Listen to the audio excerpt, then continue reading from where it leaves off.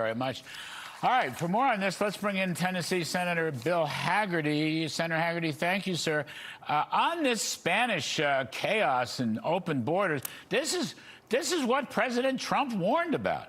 And this is what the left, Joe Biden wouldn't listen, and we had 15 million illegals, or whatever the correct number is, and it caused a wave of crime and massive spending and, basically unearthed all kinds of chaos here. It looks like they're repeating it, and the Europeans never seem to learn, Senator Hagerty. I mean, this is just what Mr. Trump warned against.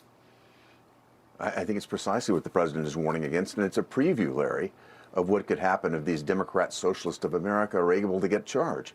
If you think about it, this Socialist Workers' Party in Spain, a leftist socialist organization, has taken control of that country. This is what you get. A liberal judiciary, this is what you get. It's an invitation to these people to overrun their country. I think all of Europe should be on alarm.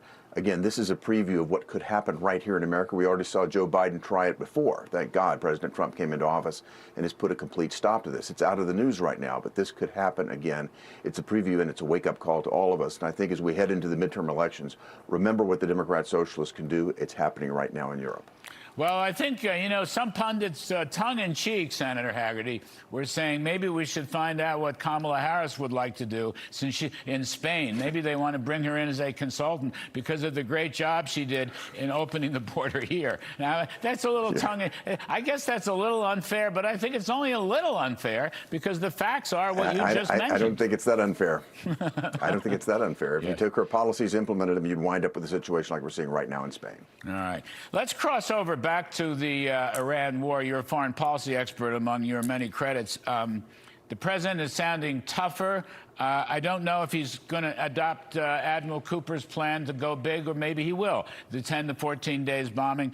But we're talking about certainly stepping up the pressure on them, the economic pressure. There's talk now about closing their borders and, hitting bridges and tunnels. No trucks come in. No goods can be carried in as further punishment.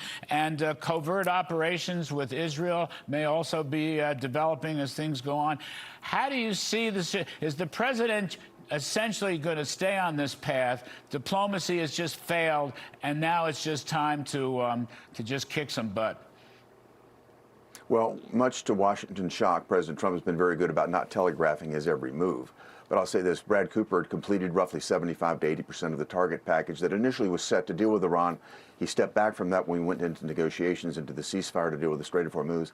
I think the time has come, Larry. I think you agree as well. Go back, finish the package, finish the job. I think this is what the American public need to see. As soon as this happens, I'll tell you this. The polling data that Chuck Schumer and the Democrats are thrilled about right now, because Americans don't like to see this sort of unclear situation. Once we have clearly defined this and ended this whole bit in Iran, we've taken the IRGC and put them where they belong. I think you're going to see the president's poll numbers. You're going to see joy back in America again. Americans love a winner. Americans love to win. We can do that. I think the time has come to deliver on it. Yeah, that's a very important point, sir, especially those last points you make. And I agree. Look, I want to see this multidimensional effort. Whatever Cooper's plan is, I'm not a military expert.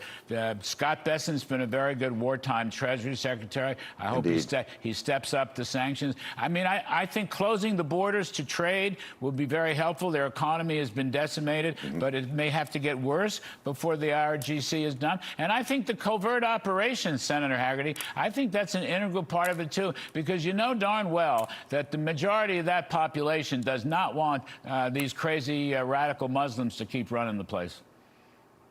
I think that's exactly right. And you talk about our Israeli partners. They have exquisite intelligence and exquisite capabilities on the ground there. You saw what they did with the supply chains when every one of Hezbollah's leaders had their fingers and thumbs blown off. I think the Israelis possess, incredible covert capabilities. And I'm with you. I think we should put every option on the table. Diplomacy, when it's not working, there's an alternative, and I think we're at that point right now. Let's execute the alternatives. And one last one, Senator. You're also a financial expert, and I guess our bank regulators are finally overturning these shakedowns used by progressive left-wing groups. If banks gave them credit and loans and whatever, the banks would somehow get a better regulatory credit filing from the regulators. Right. I mean, that has to stop, and it looks like our controller of the currency, the new controller, is going to stop it. I know you were highlighted in that piece. What can you tell us on that one? You know, I'm just glad to see the Trump administration doing as they have been and going in and taking a very hard look at all this regulatory regime, Larry.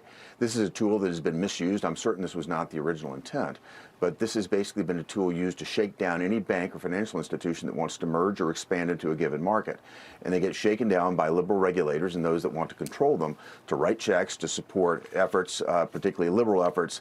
That just shouldn't be the case. So that's coming to an end, again, thanks to the Trump administration and thanks to strong leadership on the economic front, again, led by Secretary Bessent and new comptroller. I'm very pleased with where we're headed. All right. Well, terrific stuff. Senator Bill Hagerty, thank you, sir. We appreciate it very much. As always, Larry.